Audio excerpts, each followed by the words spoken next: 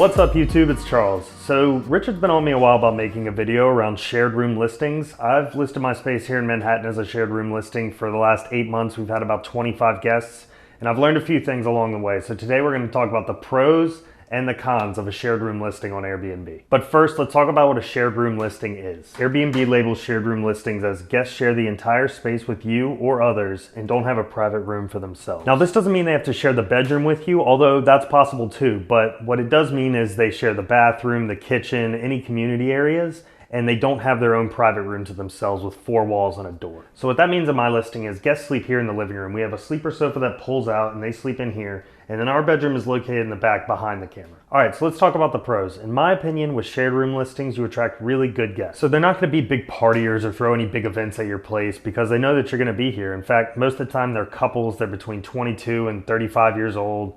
They're experienced travelers, a lot of times coming from overseas.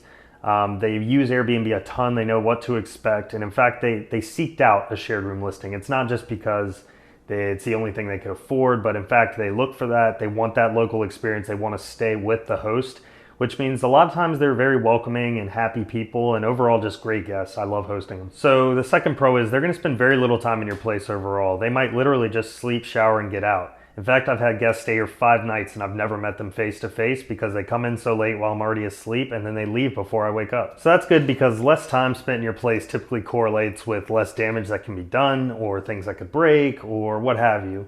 And then a main thing that holds people back is just the idea of sharing their space often with other people. And when people just come in, sleep, and leave in the morning, it almost feels like you're not sharing it because most of the time that you're here, they're not. So the third pro for me is you get to meet people from all over the world and learn about them on a weekly basis. You get to share your space with travelers coming from all walks of life, all over the world, and that's just a really cool thing. From a hosting perspective, I think it's a positive to be there in person because if anything goes wrong, you get the chance to explain the situation to your guests one-on-one, which I think is always going to be better than text. And overall, I just think you have a better chance of spinning that negative into a positive by knowing your guests one-on-one. So the last pro is this is just the cheapest way to get started on Airbnb. Out of all 3 options, you're going to spend the least amount of money investing in your place for a shared room. You might have to buy a sleeper sofa like I did, or maybe you'll get another bed, but I spent less than $1,000 fixing this apartment up, and I told myself, look, if no one wants to come and stay with me, my friends will have a nicer place to sleep when they come and visit, and I'll have a nicer apartment, but obviously people are gonna come stay. I paid off my investment in like 3 to 4 weeks. And it's just a great way to get your feet wet in Airbnb. So for every pro, there's a con, and let's just get right into it. The first one is you're gonna lose some kind of functionality in your home. You know, whether you have a big space or a small space like me, you're just gonna lose part of that space that you might take for granted otherwise. So I give away, the living room, the kitchen behind me, that table. A lot of that goes to guests while they're here. We like to give them a ton of privacy.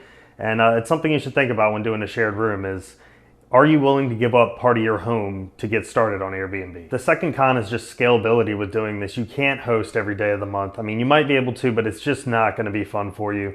You're not gonna enjoy it. You don't wanna give up. You don't wanna take on roommates, you know? After a while, there's a line in the sand where you have to have your own home for yourself, at least a week and a half out of the month.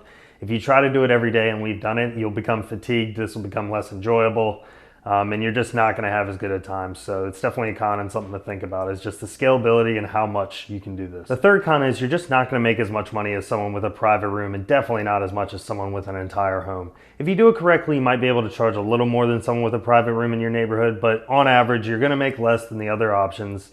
And that's just something you have to think about. You'll make less of an investment up front. You'll make less money on a nightly basis. It's just kind of the way it is. So that's the third con. The last con I'll give you guys is you're gonna have to build your schedule around your guests from time to time. If they need to use the bathroom at 7 a.m. and that's typically when you use the bathroom, you're gonna have to go earlier or later, and it doesn't happen too often, but from time to time, you're gonna have to switch your daily routine up just to accommodate your guests. So the question is, should you do a shared room listing on Airbnb? I think there's a few things. One, are you just getting started on Airbnb? If so, yes, I recommend this. This is a great way to get started, learn how to host, meet people from all over the world. If you've been doing Airbnb for a while, do I think you should do a share room listing? Probably not. But if you're just getting started, yes. 2, are you looking to make as little of an investment as possible? If so, then yes, do this. It's not going to cost you too much money to get started, and then you can start saving capital to grow your business if that's your goal or whatever your goal is financially. But this is a great way to get started with as little of an investment as possible. 3, and I gotta say this, you have to be open-minded, you have to be accepting. Realize you're gonna have people from all over the world coming and staying with you in your own home while you sleep there at night. You have to be an open-minded individual. So if you meet all those things, then yes, I definitely think you should get started with the share room listing on Airbnb. If you have any questions, feel free to leave them in the comment section below. I'll answer them. If you want to DM me on Instagram, I'll put my handle right here. But I'll leave you guys with something Brian Chesky, the CEO of Airbnb, said back in 2014 when he was asked about Airbnb's mission. For long, people thought about Airbnb as renting houses, but really we're about a home. You see, a house is just a space, but a home is where you belong. I think shared room listings embody that more than any other type of listing. So thanks guys for sticking around for my video. I'll be coming back to you on Monday. I'm reviewing a service that I use in Manhattan that I'm pretty excited about. I think Richard comes back Tuesday from his 55-day vacation, and then we're gonna be filming a ton of stuff. So be on the lookout for that. Subscribe to this channel if you're not already, and I'll see you guys in the next one. Happy hosting.